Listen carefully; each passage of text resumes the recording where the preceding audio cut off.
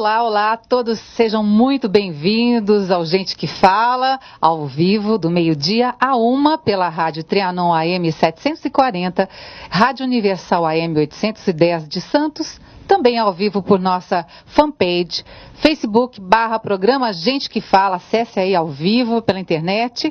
Estamos também na AltV, www.altv.com.br e na TV Guarulhos, canal 20 UHF, canal 3 da NET Guarulhos, ambos às 23h30. Não percam às 23h30 hoje esse programa que está sendo gravado. Visite o nosso blog, gentequefala.com.br e participe aqui ao vivo com a gente pelo WhatsApp no 974012235 e pelo telefone do ouvinte 3289-3580.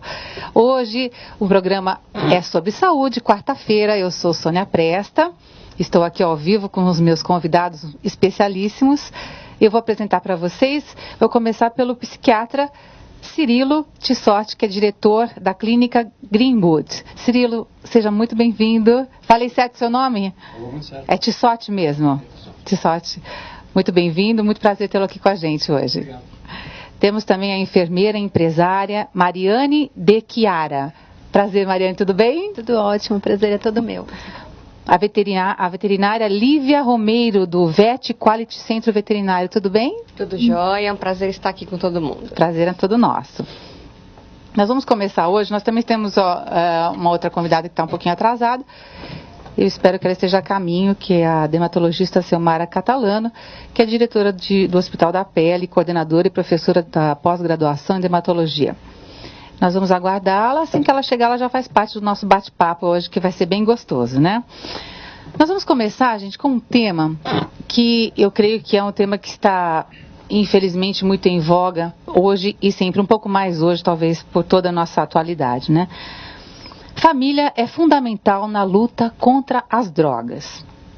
A família é fundamental para o sucesso do tratamento da dependência química.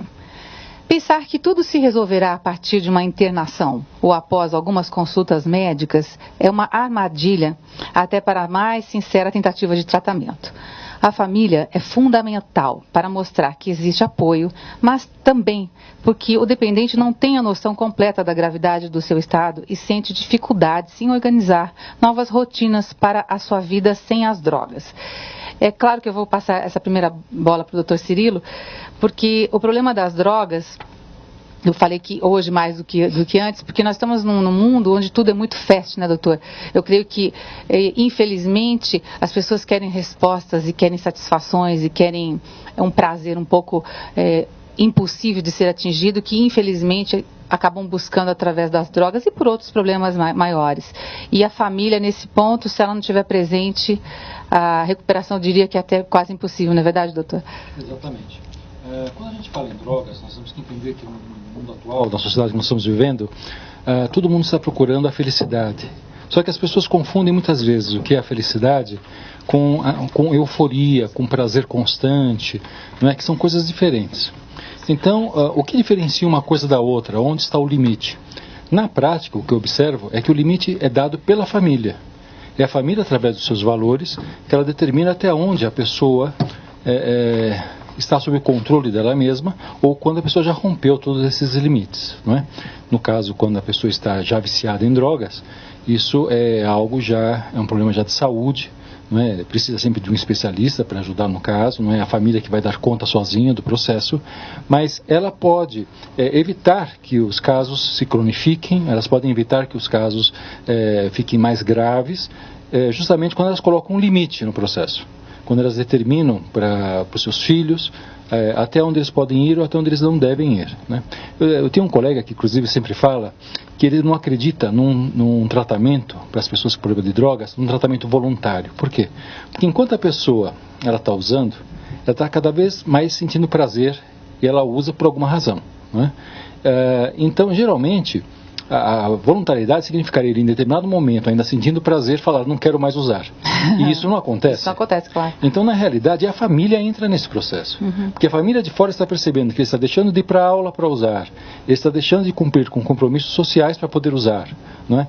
E a família, então, que está ali perto, ela observa, ela tem que estar envolvida com os seus familiares, a um ponto de falar, não, basta, chega, daqui para frente você está precisando de ajuda, porque você já perdeu a noção de limite, né, com as suas responsabilidades, com compromissos, etc. Mas, doutor, o início do uso das drogas, ele consegue ser impedido, a família consegue detectar quando há essa procura, o começo, que é o grande fator limitante para que vire um dependente. Isso não é fundamental para os pais ficarem mais atentos nesse primeiro momento? Nós estamos falando de adolescentes aqui, nesse caso, né? Não é só nesse caso que nós temos as famílias, mas eu digo, claro, no caso específico dos adolescentes, né? Aqui nós temos um problema complexo. Deixa eu tentar explicar por quê. Porque vamos pensar no álcool, que é uma droga, e fica mais fácil, porque todo mundo está vendo, então fica mais fácil a gente falar sobre aquilo que a gente está vendo. Uhum. Então, por exemplo, a gente sabe que de 100% das pessoas que bebem, nós sabemos que só 15% verdadeiramente são diagnosticadas como tendo um alcoolismo ou dependência ao álcool. O que nós estamos falando? Nós estamos falando, além desses 15%, nós temos mais 10% que bebe de um jeito arriscado. Quer dizer, então nós estamos falando de 25% da população que bebe. Uhum. Não é? Agora, nós estamos falando que 75% das pessoas que bebem não tem problema com o álcool. Então, vamos imaginar que aquilo que vale para o álcool também vale para as outras drogas. Então, olha o que nós estamos tendo como problema. Por exemplo, quantos pais acham que é legal o filho começar a beber, ou eles estão tendo até a ideia de que eles vão ensinar o filho a beber, dando bebida para o filho já desde na adolescência. Porque aí vai ser homem, né? Aquela coisa, meu filho é homem, toma uma cerveja, né? Vamos experimentar um vinho, aquela coisa toda, né? Então, na prática, a gente sabe o seguinte, por exemplo, todos os meus pacientes que estão internados, né, com casos graves de álcool, alcoolismo, drogas, etc., nenhum deles começou a usar drogas depois dos 18 anos. Todos eles começaram antes, começaram com 11 anos, 10 anos de idade, 12 anos de idade. Dentro de casa. Exatamente. Não é? Então, olha o que nós estamos falando. Nós estamos falando o seguinte, que essas pessoas, quer dizer, quanto antes você inicia o contato com as drogas, estatisticamente existe uma probabilidade maior de você ter problemas no futuro, tá certo? Então, realmente as pessoas têm que, se for experimentar depois dos 18 anos de idade.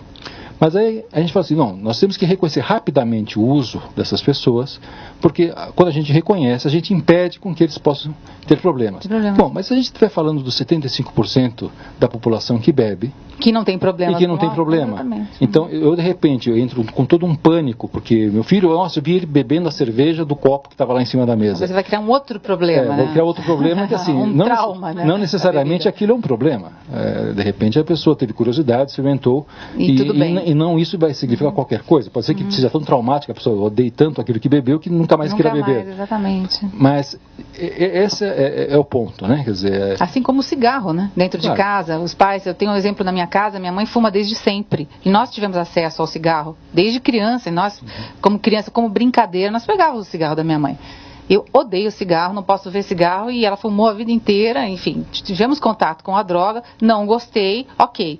Isso pode acontecer também com o adolescente que bebe e fala, não gosto, é amargo, é ruim, não quero, me faz mal. Claro. Só que nós sabemos que, quimicamente, nós temos a probabilidade da pessoa adoecer, né, em contato com o álcool, com outras drogas, que nós temos um primeiro contato, e a pessoa, infelizmente, fazer parte daquele grupo dos 15% do risco que ela corre, né, doutor? Que hoje nós sabemos que é de 40% a 60% de responsabilidade genética pelo vício.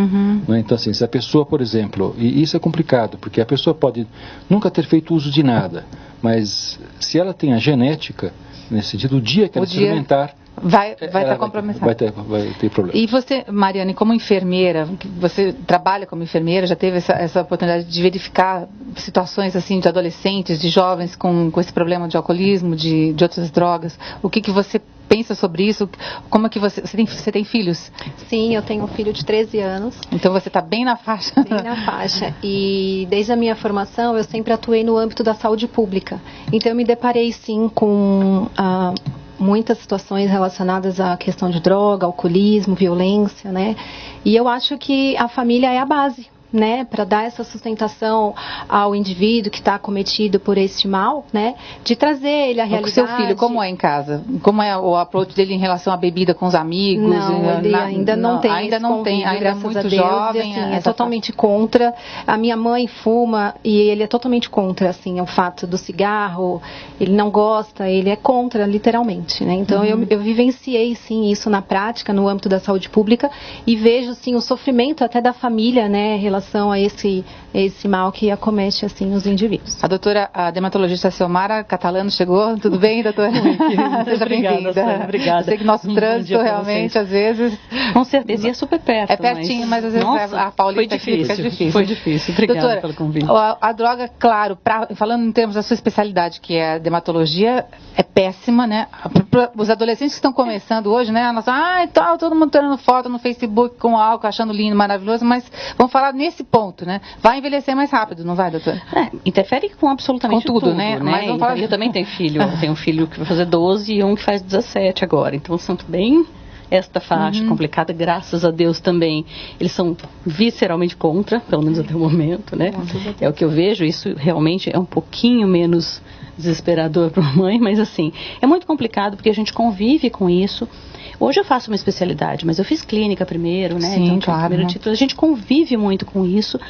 É um problema para o próprio paciente, é uma coisa muito difícil. Eu também tive problema em casa, né, com primos, com família, e eu sempre falo que serviu para eu nunca chegar perto, né? Eu jamais experimentei nada, tamanho absurdo que eu via com relação a isso. Serviu para alguma coisa, serviu para eu não querer nunca mais, entendi. Mas até mesmo dentro da medicina, dentro da profissão, tem muita gente que usa, né? Infelizmente, como em qualquer outro lugar, é muito complicado. Eu acho que realmente a família é a base de tudo, como ela falou. Acho que a gente tem que reiterar a autoridade dos pais, porque o que a gente tem vivido, na verdade, é um momento onde essa autoridade tem sido tirada. Concordo plenamente. E aí fica muito mais complicado de a gente exercer algum tipo de fazer algum tipo de intervenção ou exercer algum tipo de efeito, né, em relação aos filhos, né? Porque primeiro que assim, já adolescente, a palavra dos pais já não é grandes coisas, né? O que é um engano, né? Se esses pais não têm sequer autoridade, pelo menos enquanto menores de idade, né? Porque eu acho que não existe responsabilidade sem autoridade. Ou você tem autoridade para modificar, ou você não pode ser responsável por aquilo. É simples, para mim é muito claro. Culturais, desse momento em que a gente está vivendo, é que os pais estão perdendo essa autoridade. Então, não estão exercendo mais essa autoridade e essa influência sobre os filhos. Estão perdendo para a mídia, estão perdendo para a internet, para os amigos. Isso, coisa que pode acontecer. Exatamente. Não estou falando de bater em filho, não estou entrando nesse tipo de mérito. Acho isso é outra circunstância. Mas a autoridade, o exercício da autoridade é que tem se perdido. E eu acho que isso, no mínimo, vem a piorar essa perspectiva, não é, doutor? Eu acho que isso é o que tem... Falta o respeito que, da nossa época, enfim, nós todos mais ou menos da mesma idade, que vamos fingir que está todo mundo aqui. Eu prefiro achar que sim. Mas está tudo certo.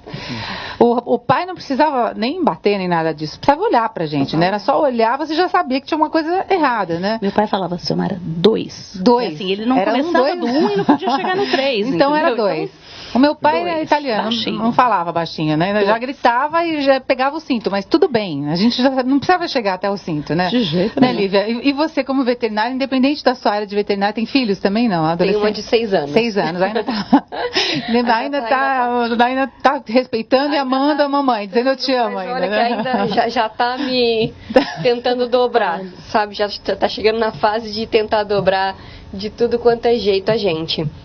Mas eu também acredito que realmente é em casa que a gente vai resolver grande parte desses problemas. E o exemplo, né, Lívia? Com certeza. O exemplo. Importa muito mais o que a gente faz do que o que a gente fala. O filho não é de ele olha pra você, assim, não, faça isso, você com um copo de uísque, faça isso, você com um cigarro ou com coisas piores, né? Nós estamos falando de droga no sentido geral, uma dependência química. Exatamente. Então a criança vai lá, a mãe vai e vê a mãe bebendo, vê a mãe fumando e como é que você faz? quer cobrar, né? Exatamente. O exemplo é fundamental, mas nós temos que ver também que existe um contexto que está dificultando ser pai no dia de hoje, que é o seguinte, antigamente, independentemente se a gente pensar se era certo ou se era errado, os pais tinham assim, o apoio dos vizinhos. Quer dizer, todos mais ou menos pensavam mais ou menos igual a respeito de determinadas situações. Hoje em dia, para o bem e para o mal, existe uma diversidade, né, de pensamento a respeito de como você vai criar teu filho. Você pode criar teu filho da forma como você quiser.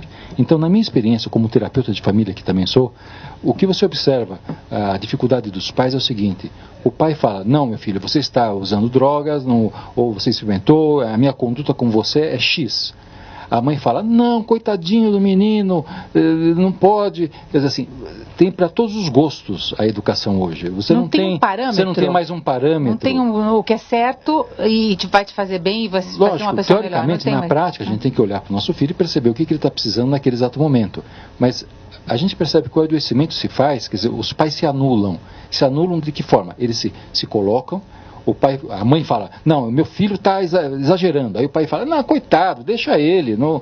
Quer dizer, os pais vão se anulando nesse sentido e, na realidade, o filho fica sem pai, fica órfão. Por isso que tem que tratar a família toda, né, doutor? O tempo todo, porque independente desse quadro já agudo da droga, eu creio que, como você está colocando agora, a mãe se anulou, o pai coloca autoridade, não consegue, porque já existe um problema, né, familiar, que vem antes da droga, antes de qualquer tipo de álcool, porque ali é um problema do amor, do carinho, né, de como é o lar. Eu creio que as pessoas, de uma maneira geral, se existisse esse contexto da família, né, que infelizmente não existe perfeição em nenhuma família, né, gente? Não. E não é por isso que todo mundo é drogado, todo mundo bebe, todo mundo tá, senão como é que ia ser a sociedade? Isso gera um grau de insatisfação permanente, né? Uma coisa que sempre falta alguma coisa, sempre falta. E aí busca na droga porque é muito mais rápido, atinge áreas maravilhosas de prazer que a gente não consegue essa sensação e a hipocrisia dizer que droga não dá a sensação de bem-estar, dá, que nós estamos falando aqui, por isso que as pessoas se drogam, porque elas querem essa sensação imediata, mas a droga dá e ela tira muito, né? Ela tira, né, vamos pensar que o sentido da vida, ele passa pelo prazer. Todos os dias nós acordamos para pensar assim, que coisas gostosas a gente vai fazer nesse dia, não é? Então, só que assim, existem dois tipos de prazeres. Um prazer que é de longo prazo, que é aquele que você se planeja, que é aquele que você espera para poder alcançar. Como, por exemplo, um estudo, você fala, vou me formar, vou ser médico. Você tem que estudar muito tempo, depois você vai ficar médico, nesse dia que você fica, você fica muito contente, não é? E tem aquele que é o prazer imediato, que você está em determinado momento do teu dia, acontece alguma coisa e que você rapidamente percebe que você muda o teu humor frente àquela, né? Então, tudo isso que traz essa mudança de humor, não é? A gente chama de prazer imediato. Então, ninguém se vicia em prazeres de longo prazo.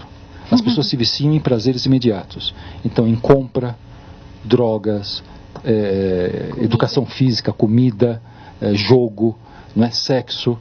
Todas essas situações que trazem prazer imediato, elas são viciantes. Porque a pessoa ela quer ter o controle sobre aquilo, quer trazer prazer para ela a qualquer momento, a qualquer hora. Não é? Então, dentro desse prazer imediato, a gente tem que começar a pensar mais naquilo que é de longo prazo, aquilo que possa nos trazer satisfação, porque o prazer imediato, a partir do momento que ele vem com intensidade, ele imediatamente também acaba. Então, e depois? Você tem a tendência da repetição. E você está sempre insatisfeito e sempre procurando uma euforia, sempre procurando aumentar o prazer e fazê-lo ficar mais intenso e mais prolongado. Né? Só que não é possível. Né? Então, vamos dizer, se existisse uma fórmula, né, de bem-estar, seria a busca de um prazer a longo prazo, a dedicação a um projeto um pouco mais longo, porque os jovens, principalmente hoje, voltando ao tema do FEST, né, nós temos essa geração que vem de cada vez pior, né, os iPhones mais modernos, tudo que sai, não dá nenhum respiro, o jovem já quer e já domina e já faz, a criança já está dominando também, então isso já eu creio que já adoeceu essa geração, né? Até o cérebro dessas crianças já está diferente, porque ele já vem com esse estímulo muito cedo. Eu não saberia dizer se é um adoecimento, porque na realidade, desde que o mundo é mundo, a gente segue, mais ou menos, sem perceber, uma certa tendência social. A gente, instintivamente, nós somos seres gregários, a gente quer estar em sociedade. Então, dentro desse processo, eu acredito que hoje nós temos uma coisa de consumo e de e se desfazer daquilo que a gente tem rapidamente e comprar de novo, ter mais, né? Esse é um processo que está acontecendo, é uma grande distração para todas as pessoas, né? Todo mundo levanta todos os dias para ganhar mais dinheiro, para comprar mais coisas, coisas para trocar, e de repente se já tem, vai trocar pelo quê? Se você está satisfeito. Aí você perde o sentido da tua vida naquele momento. Então assim, hoje existe essa grande tendência, não sei dizer se é um adoecimento, eu acho que a gente pode adoecer dentro desse contexto, como acho que a gente também adoecia no passado, em outros contextos. Talvez os problemas fossem outros, mas assim, o ser humano, ele está sempre predisposto, de alguma forma, até pelo fato de ser humano, de adoecer, de cometer erros, etc. Entendi. Então não é tão grave assim. Que bom. Para algumas pessoas pode ser tão grave. Eu acho assim, quando uma pessoa adoece do vício, é uma doença grave. Eu sempre costumo dizer para os meus pacientes assim, eu te dar o diagnóstico que você é um dependente químico ou compulsivo, não é um diagnóstico simples, é um diagnóstico grave. É como se eu estivesse falando para você que você tem câncer. Nossa. Né? Porque assim, é algo que não tem cura, né? A tendência sempre é piorar, quer dizer, se a pessoa não se reabilita, nesse processo pode levar à morte. Então é uma situação muito complicada. A consciência é fundamental. Bom, vamos seguindo, gente. Saiba como se proteger dos efeitos do sol durante o verão. O verão está chegando e com ele vem a tentação de passar muito tempo debaixo do sol. Mas o perigo para a pele está justamente aí, né, doutora? Como a exposição à radiação ultravioleta é a principal causa do câncer e do envelhecimento de pele, os cuidados diários, mesmo longe da praia e da piscina, são essenciais. Doutora, como é que estamos com esse sol? A doutora Silmara Catalano, que é dermatologista, vai começar com a pauta. Então, a história da proteção à radiação, assim, é o que a gente chama de carcinógeno completo. Ela não só determina que você tem o problema, a mutação lá genética que leva ao desenvolvimento do câncer, mas ela também propicia o ambiente ideal para que isso aconteça, né? Então, basta a radiação, ela não precisa da colaboração nem mesmo de dieta, de nada. Só a radiação e sozinha, ela consegue propiciar a mudança de comportamento da célula e ainda favorecer esse crescimento. Então, assim, me perguntam, existe uma quantidade pequena que a gente possa tomar de sol que seja segura? Não. Não existe. Não existe. Porque a radiação, ela é cumulativa. Cada dia de vida seu, cada dia de luz que você toma é um dia a mais. A gente não volta nessa conta. E você só vai perceber que existe algum problema a partir do momento que seu corpo não dê mais conta daquilo e os efeitos comecem a aparecer. As manchinhas, as lesões pré-neoplásicas, né? Pré-câncer, vamos dizer assim, e o câncer propriamente dito. O envelhecimento, essas são as consequências a longo prazo.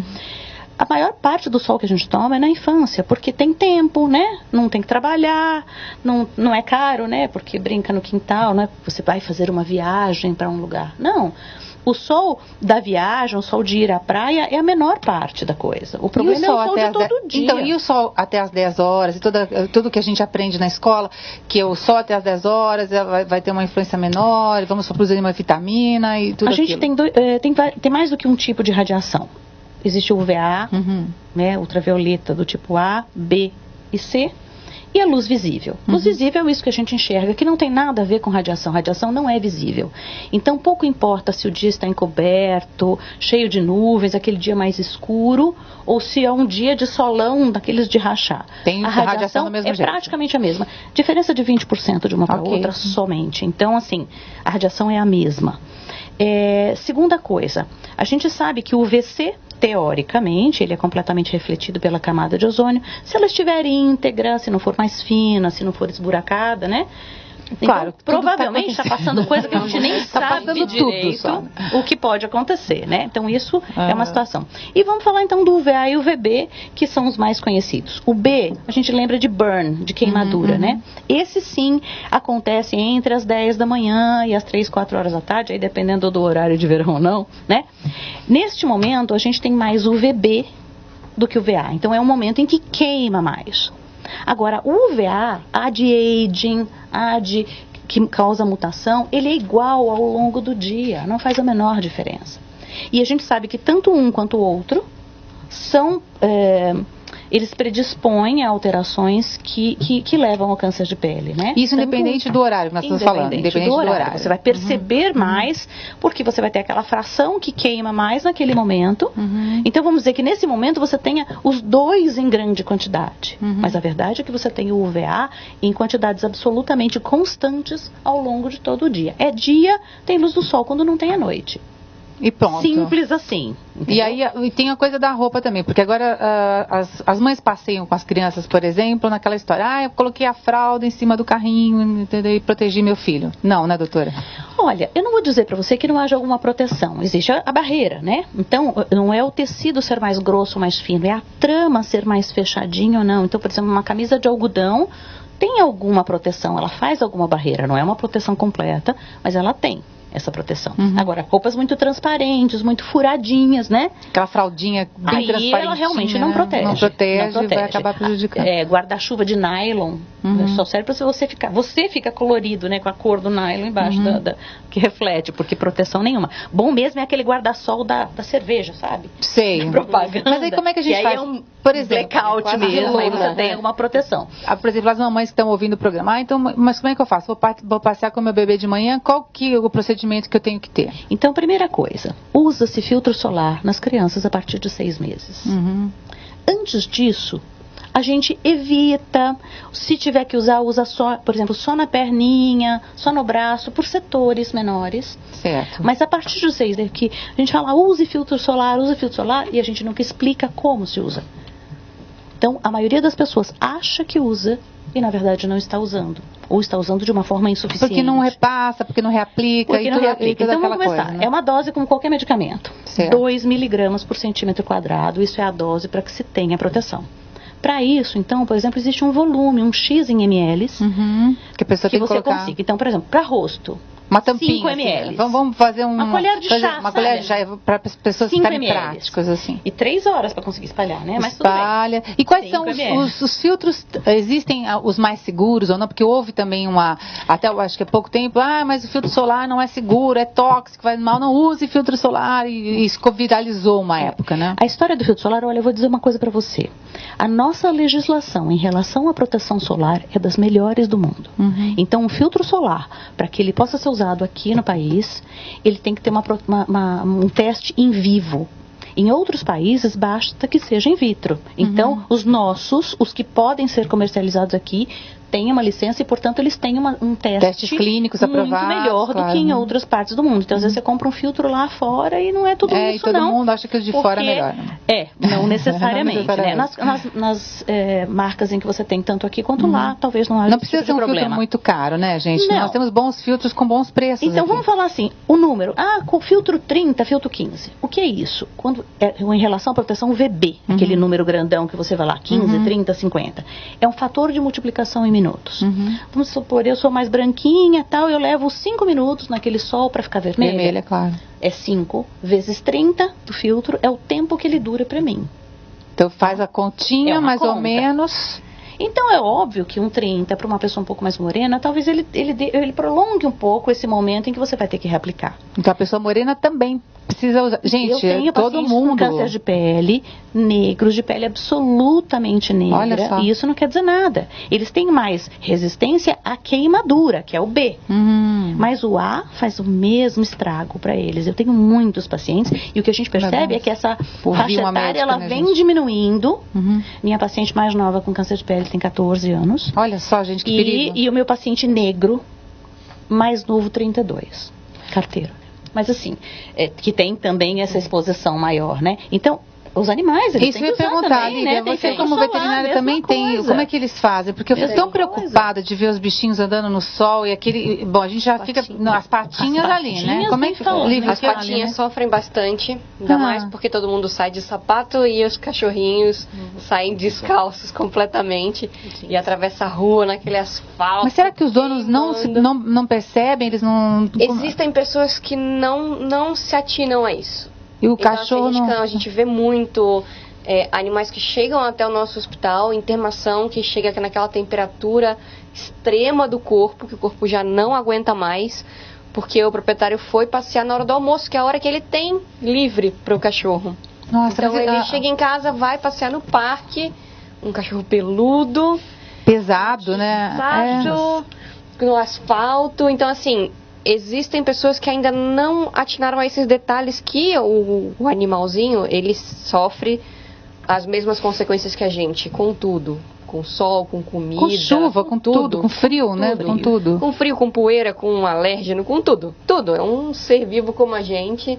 E o que tem que fazer, doutora? Porque aí você vai passear, você só tem aquele horário para passear com o seu cachorro. O que eu tenho que fazer, então? Então você vai evitar. Então, por exemplo, você procura, por exemplo, um lugar que você vai passear que só tenha grama, entendeu?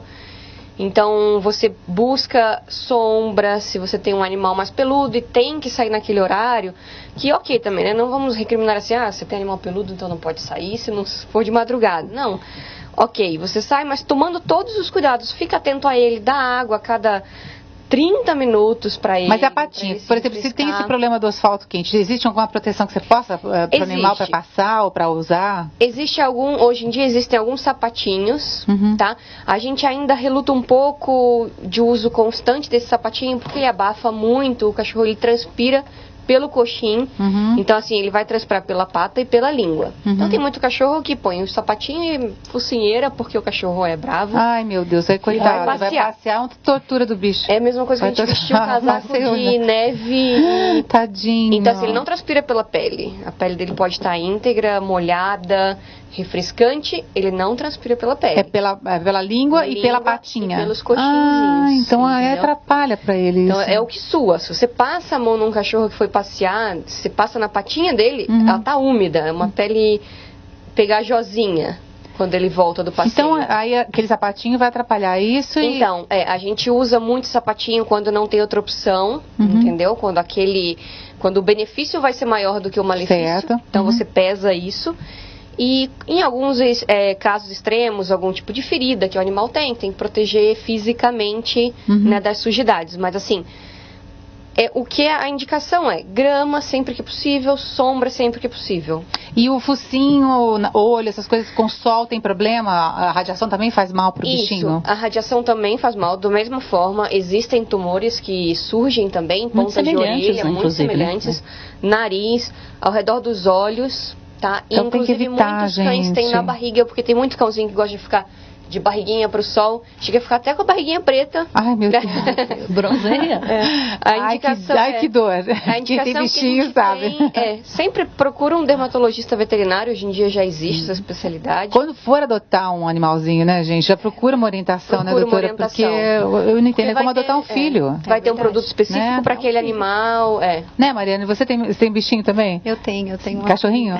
Você passeia com ela? 7 anos, passei. Já teve esse problema? Já pensou isso desde o começo? Não tinha essa consciência. Eu faço bastante o toque, né, doutora, de colocar a mão e se a mão aguentar por 1 minuto é porque o solo tá tranquilo para o cachorrinho caminhar. Mas que delícia, porque gente, eu não vejo. Cirilo, você tem animalzinho, não? Eu tenho um gato, mas gato gosta ali de sombra. Então, o seu gato fica em casa, porque a minha gata fica presa o dia inteiro e depois eu falei pra doutora, ela me tortura quando eu chego, ela me ataca, ela quer falar comigo o que aconteceu e ela é muito... A gente ainda tem problemas com alguns gatos que tem também, queimadura no nariz, os gatinhos, ainda mais os gatinhos têm narizinho rosa. Nossa, eles ficam... Sabe o que você está falando? Eu nunca tinha pensado nisso, né? Quer dizer, de repente um cachorro sai correndo na rua, não necessariamente ele está contente, né? Ele pode estar queimando os pés dele, né? Exatamente. Olha, fico apavorada. Assim, olha, no chão. Você tá com medo do...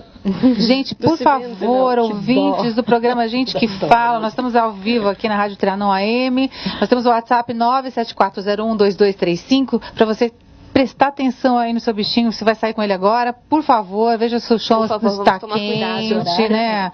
Porque ele sente como a gente sente. Vamos lá. Método de emagrecimento visa equilíbrio do corpo e da mente.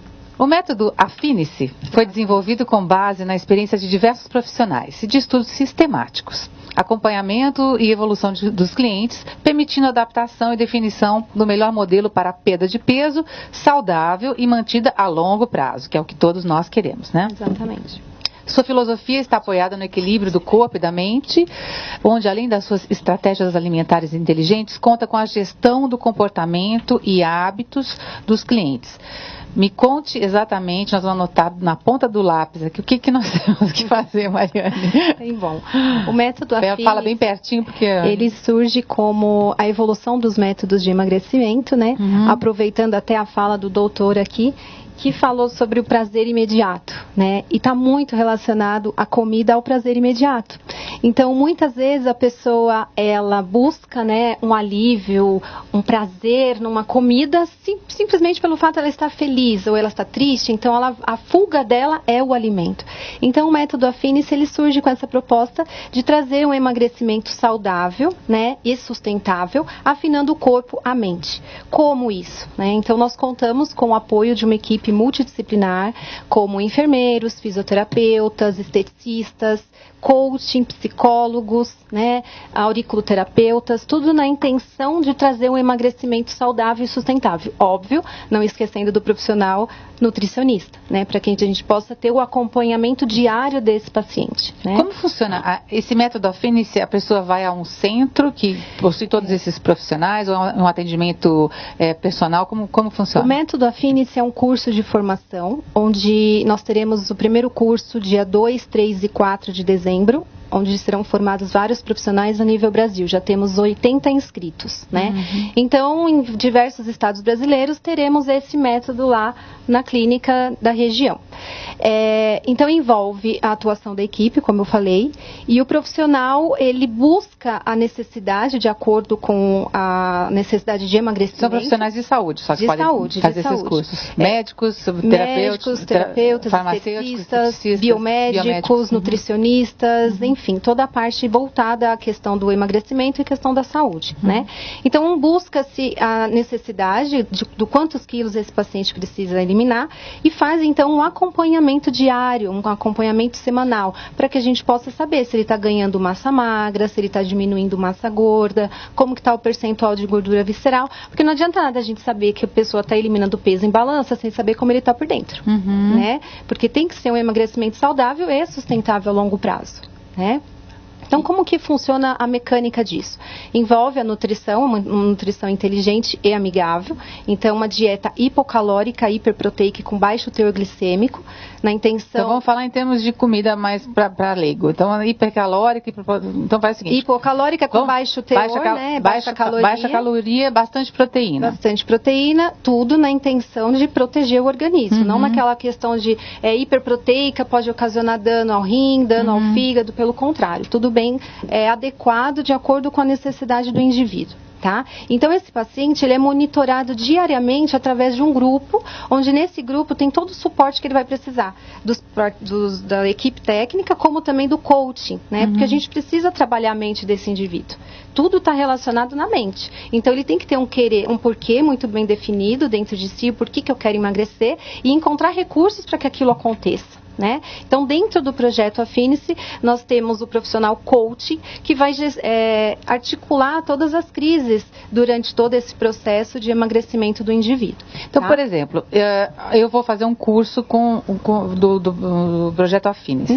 Então, eu recebo um certificado, é isso? Na minha clínica vai lá, por exemplo, se eu sou médica ou enfermeira, na minha clínica tem lá o selo do Affinis. A pessoa já sabe que assim, se ela for se tratar com os profissionais, ela vai passar por todo esse processo. É isso. Então, é nutrição amigável, conforme eu falei, acompanhamento diário através do grupo, do WhatsApp, como também acompanhamento semanal da equipe, envolve a estética, que tem como função diminuir o aspecto celulítico, melhorar a gordura localizada, diminuir o risco de Mas aí tem profissionais também para estética, vai estar tudo envolvido no pacote de quem oferecer esse serviço do Affinis para a pessoa. Tudo envolvido, inclusive com protocolos já montados, né? Então, nós já temos o protocolo específico da estética, a fim de causar termogênese, ou seja, acelerar um pouco mais esse metabolismo, diminuindo o risco de flacidez, conforme eu falei, minimizando o aspecto celulítico, a gordura localizada. Então, a gente emagrece o paciente e já trata num todo. Há quanto tempo vocês estão com esse... Esse é um projeto de vários profissionais que se reuniram para fazer isso? Profissional que tem interesse em levar esse método para o espaço dele, é só entrar e fazer as inscrições. O método, ele tem 2 programas. Então, nós temos o programa para pacientes com IMC abaixo de 30, que precisa eliminar em torno de 15 quilos. Então, em 2 meses é possível essa eliminação. Olha que maravilha. Mas como? 2 meses eu vou eliminar 15 quilos, não é prejudicial? Lá na frente eu vou voltar a engordar o dobro. Pelo contrário, né? Porque nós estamos fazendo um tratamento, principalmente o equilíbrio da mente. né? E o segundo, que é chamado Afine-se Turbo, esse programa em 2 meses, que envolve tudo o que eu falei, a parte nutricional, os nutracêuticos também, porque o paciente, quando ele entra em qualquer dieta, né, doutora, vai poder confirmar, ele elimina muitos sais minerais e aminoácidos do organismo, e com isso tem queda de cabelo, unhas quebradiças, flacidez de pele, e já no método Afine-se nós contamos com uma reposição nutracêutica, né, a fim de que isso não aconteça, minimizando esses riscos. Então são componentes naturais que o próprio corpo já possui, a fim de trazer um equilíbrio. Vocês vão desenvolver uma linha também de medicações, de medicamentos nutracêuticos, né? E também já temos a linha específica dos cosméticos que serão utilizados na estética. Nossa, é um plano completo mesmo. Então, quem se certificar com esse programa vai tá bem amparado, né? Olha que legal, mano. E o segundo programa é o Advanced, que é um programa voltado para pacientes que precisam eliminar até 30 quilos, que é um IMC mais alto, já entrou na obesidade grau 1, grau 2. E aí esse paciente consegue eliminar em 4 meses, sendo assistido por toda a equipe. Então todos os valores de custo, tudo isso está no site, prazo, quanto tempo vai demorar para certificar, está tudo lá. Você quer falar de novo o site para gente? É o www.afinice.com.br e a fanpage Afine-se. Ai, que legal. E doutor Cirilo, muita gente procura tratamento psiquiátrico também por problemas, obviamente, compulsão alimentar, né? Isso o que precisa entender é o seguinte, o que é grave, por exemplo, no vício, não é a droga que a pessoa utiliza, porque o ser humano ele consegue transformar qualquer coisa em droga. Na realidade, o que está por detrás é a compulsão. Tanto é que quando um paciente meu vai se internar, por exemplo, porque não está conseguindo parar de usar na rua, e ele pede ajuda da internação, a partir do momento que ele para de cheirar cocaína, imediatamente ele vai para o próximo prazer imediato da lista e fica compulsivo. Então a pessoa para de cheirar cocaína, ela começa a comer muito. Poxa. Aí a gente fala, não, você vai para a mesa da dieta, então você não pode comer muito. Então aí ele vai para a esteira, fica que nem um hamster correndo sem parar e rompe todos os limites do processo. Então assim, a pessoa ela tende sempre a substituir o seu vício por outro prazer imediato, porque é o estilo de vida da pessoa sempre querendo o prazer imediato. Agora, eu acho que de todos eles, o mais complicado realmente é a alimentação, porque todas as outras drogas, você pode falar o seguinte, escuta, pare de cheirar cocaína. Se você para, você nunca mais vai ter problema, não é? Você vive sem cheirar cocaína. Agora, você não pode mandar a pessoa parar de comer. Todos os dias a pessoa ela tem que comer, senão ela morre. Exatamente. Não é? E teoricamente, aquilo é a droga da pessoa, aquilo desperta a compulsão nela. Né? Então é um desafio, porque toda vez que ela entra em contato com isso, ela mexe no seu centro de prazer e fica sempre eufórica, sempre insatisfeita, sempre querendo mais. Aí necessita da medicação para conseguir uma estabilidade e aí depois de um tempo a medicação, enfim, eu acho que é todo um equilíbrio que a gente tem, né? Através e vamos combinar aqui. A quantidade de pessoas que gosta de comer mas infinitamente maior. Principalmente os italianos. Os italianos me falam, viu? Mas eu digo, os prazeres, são alguns prazeres que a gente fala, os prazeres brancos, né? Entre aspas, a alimentação, se com o equilíbrio, que nós estamos colocando aqui de uma maneira que são casos extremos.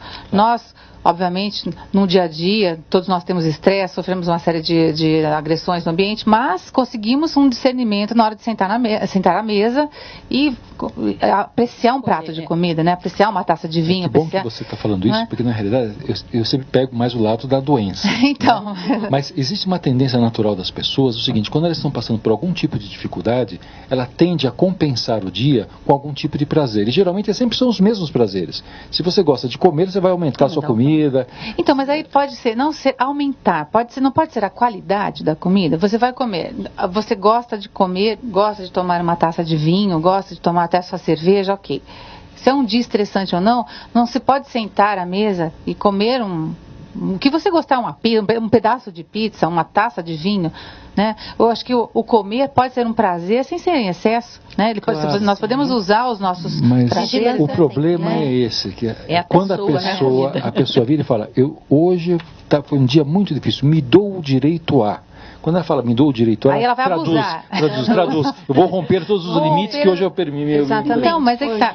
O problema, pode falar, Mari. Dentro do Affinice, nós temos essa visão mesmo, de cuidar desse indivíduo a longo prazo. Não só na questão do dia, ele tem que enxergar isso todos os dias da vida dele, como uma vigilância mesmo. Então, se hoje eu abusei, me dei o direito a comer algo porque eu estou feliz, peraí, amanhã eu preciso me posicionar. Então, eu preciso voltar ao processo de reeducação alimentar, porque senão eu vou voltar a engordar. Exatamente. Então, eu fiz um emagrecimento, passei por um processo de emagrecimento e voltei a engordar depois de um mês. Mas por que você voltou a engordar? Mas eu não fiz nada, não. Está relacionado muito à questão da mente. A gente sabe o que fez. A gente sabe o que fez. Dentro do processo, nós temos a atuação do auriculoterapeuta, né? Porque a auriculoterapia ajuda muito nesse equilíbrio do corpo e da mente, né? Então, é o estudo do pavilhão auricular, com todos os pontos. E aí você consegue ficar um pouco mais calmo, tira a ansiedade, diminui a vontade do doce. Então, faz a pessoa ter mais foco naquilo que ela está predestinada a seguir. Eu vou seguir com o emagrecimento, eu quero alcançar aquele objetivo. Então, está na sua mente. Se você quer, você pode, né? Eu entendo exatamente o que você está falando, mas nós mulheres aqui, você também, a gente fala, eu quero, eu posso. Agora, uma mulher na TPM, eu quero, eu posso, nada. Você vai comer uma caixa de chocolate, porque você vai começar e aquilo vai te acalmar, e tem algum dia ou outro que você vai realmente... O querer e poder não está exatamente na mesma proporção. Só que no momento. Eu entendo. Depois tem esse processo de gestão de crises. Então, nós temos o profissional coach justamente para poder gerir esse momento, né? da caixa de chocolate. Te mandar aquele recadinho estratégico. Olha, você está comendo. Você ia pegar. Não pode pegar. Pega só essa. O paciente, ele é monitorado 24 horas. Ele envia foto da balança no horário da manhã, no horário do almoço e da janta, ele envia foto do prato de comida. Tudo isso na intenção de monitorá-lo, para saber se ele está dentro de uma alimentação saudável. Olha, eu acho que então, se ele sabotar, ele não vai sabotar o profissional. Sabotar a si mesmo. Pelo investimento que ele fez, pela dedicação que ele está ali, né, se abdicando de coisas para estar lá no momento da estética, enfim. Então, tem que querer. Não, eu acho que tem gente que se sabota, né? Tem gente que se sabota. Mas você tem uma equipe que gosta de sabotar. Que faz esse acompanhamento é extremamente importante, porque fazer sozinho faz errado. Sim. Então, para começa fazendo errado, começa fazendo uma dieta absolutamente restritiva, dieta da moda, né? Não, hoje é o dia de não comer nada. Hoje não toma nem água. Ou ficar uma semana tomando água. Não é possível isso. Não só com relação à minha especialidade, né? Porque aí cai cabelo, a unha quebra, a pele perde o brilho, flacidez. Exatamente. Tem todo um contexto que está alinhado a esse tipo de postura, né? Que tem a ver com esse imediatismo todo, né? Que a gente falou. Então, realmente, a reeducação e ter o suporte técnico com alguém é extremamente importante. Não, é importante, gente, para que você consiga manter. Eu acho que a parte psicológica, né, gente? Estamos brincando com a história da TPM, tudo, mas tudo é ansiedade, você vai gerar menos ou mais serotonina que vai te acalmar mais ou menos. Então, todo o equilíbrio hormonal que vai fazer com que você tenha essa iniciativa, né? Até de mandar a foto, de tirar a foto do prato, tudo. Se você não está equilibrado, você não consegue fazer isso. Então, existem os auxiliares aí, né? Os tratamentos. Nós teremos também a parte do educador físico. Que é fundamental. Que entra a questão do Slim Hits, que a gente chama, né? Então, um treino funcional que o paciente pode executar em casa, sob monitoração desse profissional. Então é bem gente, completo. É um método bem completo. Vamos saber mais sobre esse Affinice. Vai viajar? Você vai viajar e vai levar o seu animal de estimação? Saiba o que fazer com o seu animal de estimação quando você for viajar. Viajar nas férias é sempre bom, né?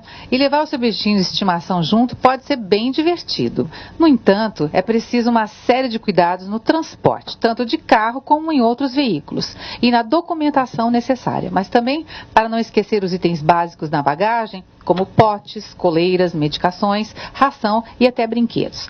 Vou perguntar para a Lívia. Lívia, o que a gente tem que fazer quando vamos viajar com o bichinho? Planejamento. Planejamento, que nem criança. Não tem Essa é a palavra-chave para ter alegria nas férias com o animalzinho. Vamos planejar. Então vamos planejar desde como você vai para esse lugar, para onde você está indo, se esse lugar está apto a receber um animalzinho. Então, se é a casa de um parente, se a pessoa tá ok para você levar, tá? Então, muitas vezes a gente tem alguns problemas com relação a isso. Hotéis, se aceitam os animaizinhos, em que condições. Então, assim, planejamento, vamos definir tudo direitinho. qual a forma de ir? Então vamos de carro. Então você vai fazer todo um esquema como se fosse uma criança, né?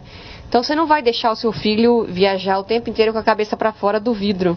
Eu vejo muito, né? Os cachorros amam, né? Sentir a brisa. Eles adoram aquele vento, né? Eles ficam ali. Uma criança não pode ficar, um cachorro também não. Então, assim, a gente tem que ter os mesmos cuidados. Ele tem que usar um cinto de segurança? Sim, ele tem que usar um cinto de segurança. Porque se tem uma brecada, né, repentina, o cachorro vai voar também. Exatamente. Né, o cachorro pode voar, o cachorro pode, numa freada simples que você deu por causa de um caminhão, voar para frente, bater no câmbio, atrapalhar a sua direção e causar um acidente. Então, assim, sim, ele tem que usar um cinto. O que seria o ideal para um animal no carro? Gato, cachorro, papagaio, o animal que for. Caixa de transporte, tá? A legislação exige que tenha o animal numa caixa. Isso que eu ia perguntar, como é que funciona a legislação para animal? A legislação em transporte nacional é caixa de transporte sempre, atestado de saúde. Então, você vai num veterinário 2 dias antes da viagem. Então, é a validade de 48 horas desse atestado. O médico vai atestar que esse animal está em plena saúde, apto a realizar o... Porque ele pode viajar de avião, né? Então, no caso de avião também. No caso de avião, existem algumas burocracias um pouco maiores. Mas, assim, transporte nacional, caixa de transporte, atestado de saúde e vacinação em dia. Isso é o obrigatório para qualquer transporte. Carro, metrô, trem. Aliás, pode viajar com um animal em transporte público? Pode, acho que agora já pode em caixa Tem uma legislação que pode, mas né? Mas tem, acho que, limitação de tamanho... mas eu sei que pode. É lei, então você pode transportar o seu gato, o seu cachorro. Tem uma limitação de tamanho de caixa, então o animal tem que caber ali dentro, né? Tem que ir no colo, parece, né? Tem uma coisa assim de passagem, funciona assim. Para avião, você pode levar um animalzinho, aí depende da companhia aérea o peso dele com a caixa, então tem o máximo que as companhias autorizam seria 10 quilos. Então, se você já tem um animalzinho de 10 quilos, esquece que você não vai conseguir viajar ele na cabine. Ele só vai viajar na carga. Por exemplo, eu tenho um animal até 10 quilos. Ele vai comigo no avião ou no ônibus, vai no meu colo. Aí são 10 horas de viagem, 12 horas de viagem. Né? Dentro, por exemplo, de um avião não dá para sair, né? Você tá lá... Não dá para sair. E se o animal estressa, como é que faz isso? Ceda, não ceda? Como é que funciona? Existe essa possibilidade? Então, não. As companhias aéreas não embarcam nenhum animal que esteja com aparência de estar sedado. Certo. Então, se o animal está dormindo, eles já questionam por que ele está dormindo, porque ele está muito quieto, porque não viaja, porque é um risco maior. O que eles consideram? Porque o pessoal fala, nossa, mas é muito melhor sedar, não sei o quê. Não é bom porque, num caso de uma turbulência, ele vai ser obrigado a se equilibrar. Aí ele se machuca, né? Se o animal está sedado, ele perde o reflexo de autoproteção. Então, num caso de uma turbulência violenta, ele pode se machucar muito mais. Então, ele precisa estar em sã consciência. E se ele estressar? Por exemplo, um cachorrinho que vai viajar, decola, ele começa a entrar em desespero, começa a se bater, latir muito. O que a gente faz? Então, tem que imaginar que um cachorrinho que vai viajar na cabine é como se fosse um neném de até 1 ano. Você não sabe muito o que esperar e você tem que estar pronto para qualquer situação. Até tirar e segurar no colo, não tem jeito? Ou não pode? Tem companhias aéreas que não deixam, depende muito do voo, do comissário, do quem está do seu lado. Então é delicado levar o cachorrinho mesmo, delicado, né? É delicado, a não ser que você conheça muito bem o seu animal e que você fale, não, eu tô pronta. Para o que der e vier. Leva um monte de biscoitinho. Aí pode levar. Canino, leva alimentação, leva água para ele e vai repondo. Leva distração, leva brinquedinho, mas assim, nada que faça barulho para não atrapalhar o fazer lado. Xixi? já pergunto já. E número 1, número 2, o bichinho, como é que faz? Então, por exemplo, eu já viajei muito com animais dentro da cabine, eu faço uma bolsa como se fosse uma bolsa de neném. Então tem tapetinho higiênico, tem saquinho plástico, tem biscoitinho, tem brinquedinho, tem tudo pronto para o que acontecer. Ele fez um cocô, já vai limpa, pronto, fez na cabine, né? Faz cocô, fazer o quê? Mas já limpa para não ficar com cheiro, já entrega comissário, entendeu? Troca, não deixa ele ficar latindo, distrai ele. Então, normalmente, se o cão ele é um cão equilibrado, ele vai dormindo. Eu já fiz voos de 12 horas. Ele vai, ai que delícia. Em que os passageiros não sabiam que tinha um cachorro ali. Mas gato não é assim, né? Gato acho que é mais estressado. Tem gato é mais. O gato não vai nem num carro, eu acho o gato extremamente estressado. Depende. Tem gato que vai super bem. Eu falo por causa da minha gata, que é estressadíssima. Eu acho que eu tenho um problema com a minha gata. Tem gato que não consegue ir até o veterinário sem estressar, né? Nossa, minha gata é muito estressada. Né? Mas tem gatos, a gente chega no hospital, recebe gatos que chegam de coleira. Sério, que eles vão na boa, já vai e tal. Então, cada animal é como uma criança. Cada animal é um indivíduo diferente. Então, para viajar, a gente tem que ter esses cuidados. Sim, atestado de saúde. Ir no veterinário 1 mês antes da viagem. Isso é o que a já gente indica. Conseguir. A não ser que você faça uma viagem internacional, que aí a prévia seria de até uns 6 meses antes. Me dá o teu contato da sua clínica, se alguém já quiser viajar, já fala com você. Claro, agora é época de férias. Lógico, pode falar bastante. Eu trabalho lá no Hospital Vet Quality, tá? O telefone de lá é o 5097-9642. É um hospital veterinário 24 horas. 24, que delícia. 24 todo mundo já está prontinho. Qualquer momento, o que precisar. Cansamos de... A gente está do lado do aeroporto de Congonhas ali. Prático, a gente cansa de atender gente que Minha gata acabou de sair de lá nessa semana. É mesmo? Olha só. Então, tem hotel lá também, não? Não, a gente não tem hotel, só atendimento veterinário mesmo. Tem o banho tosa, tá? Que a gente também tem esse serviço. E site? O site é o www.vetquality.com.br e o Facebook é o Vet Quality mesmo. Tá bom, eu vou aproveitar e vou te fazer uma pergunta dos ouvintes agora que mandaram pra gente, da Daniela da Bela Vista, para a doutora Lívia. Quais são as melhores raças para guia de deficientes visuais? Hoje em dia já se caiu um pouco por terra que o labrador seria o único apto a isso, tá? Então hoje em dia eles buscam muito mais temperamento do que raça. Então eles procuram animais que tenham o temperamento compatível com essa atividade que ele vai ter que gerir, tá? Que é então guiar pode ser qualquer... que é guiar um cego, né, na verdade. Então hoje em dia nos Estados Unidos eles têm feito muito cães guias avaliando, né, os cães guias e liberando eles para esse serviço, misturado de labrador com golden. Que dá um pouco de equilíbrio no temperamento dos animais. Mas assim, qualquer cão, na verdade, ele é apto desde que ele tenha as características necessárias para aquilo. Para aquilo, entendi. Então, é assim, Daniela, você já ouviu a doutora e qualquer dúvida dá uma ligadinha lá na clínica, Sim, tá? pode ligar lá. A pergunta para o doutor Cirilo, Jaime do Jardim Bonfilhole. Qual seria o fator familiar para que alguém não se torne um viciado em drogas? Isso é um problema. Na realidade, você tem algumas características familiares que podem proteger, digamos assim, o indivíduo, mas nunca evitar. Esse que é o problema. Porque como é uma questão de 40% a 60% de responsabilidade genética, que não quer dizer hereditário, quer dizer que você pode ser o primeiro da família a ter esse gene, a partir do momento que você tem, e eu entro em contato com a droga de escolha, ferrou. Quer dizer, não tem o que fazer. E a família ela vai precisar de ajuda profissional, etc. Mas o que facilita o meu trabalho como médico é quando a família tem claro para eles, primeiro a questão de limites, valores claros que possam passar para os filhos. E eu tenho um estudo que eu desenvolvi, eu acompanhei 35 famílias durante 5 anos, para ver exatamente como é que os pacientes evoluíam ou não. Então, dentro da característica familiar que mais se ressaltou para a melhora desses pacientes é o superenvolvimento. Né? E, geralmente isso é superenvolvimento. Superenvolvimento. Por quê? Porque são pessoas que são muito impulsivas. Então, se você tem um familiar que fica de olho, digamos assim, ele é como se ele prevenisse. Ele é uma grande ajuda. Esse familiar ele faz com que o paciente se trate, faz com que ele mantenha compromissos, porque ele está ali sempre monitorando. Ele tem que se tratar também, né, doutor? Porque senão ele se contamina, entre aspas, né? Ele acaba adoecendo também junto com o paciente. Né? Então é um tratamento que a pessoa tem que se proteger para poder ajudar o outro. Né? Exatamente. Na realidade é isso. Tá certo, Jaime? Qualquer dúvida, o doutor Cirilo é da Clínica Greenwood, em São Paulo, na Avenida Brasil, não é verdade? Não, fica na Brigadeiro Luiz Antônio, que é o Hospital Dia. Hospital Dia, tá. Brigadeiro Luiz Antônio, que número? 4228. Tem o site da Greenwood também. Também tem o site da Greenwood. Greenwood está lá no site, qualquer dúvida, entrar em contato com a clínica. Bom, nós estamos encerrando o programa Gente que Fala.